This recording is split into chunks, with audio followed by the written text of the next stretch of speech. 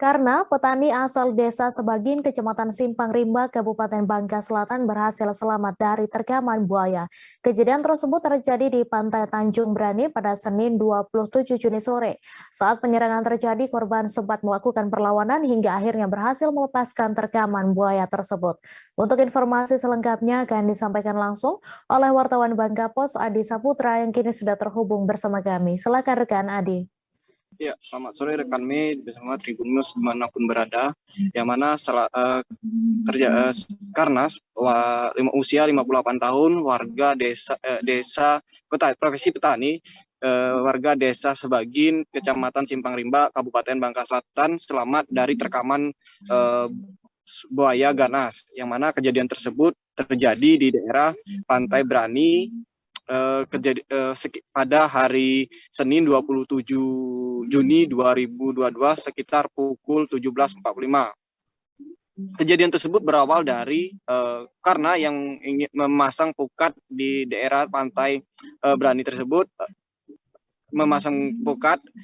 Ketika ingin memasang pukat, korban karena ini sempat melihat buaya yang berada di laut tersebut.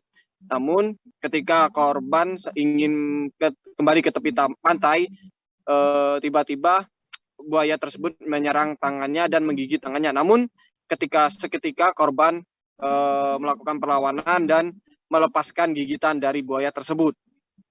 Setelah itu korban diselamatkan oleh warga yang berada di daerah pantai tersebut. Kemudian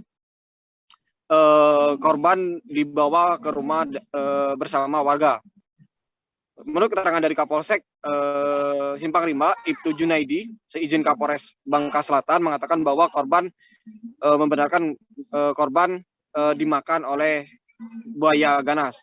Kejadian tersebut ketika korban ingin memasang pukat di daerah Pantai Brani. Namun korban sempat melakukan perlawanan terhadap buaya tersebut. Saat ini korban sudah berada di rumah dan mendapatkan tindakan dari tim medis maupun warga setempat. Mungkin seperti itu, Saudara Mei.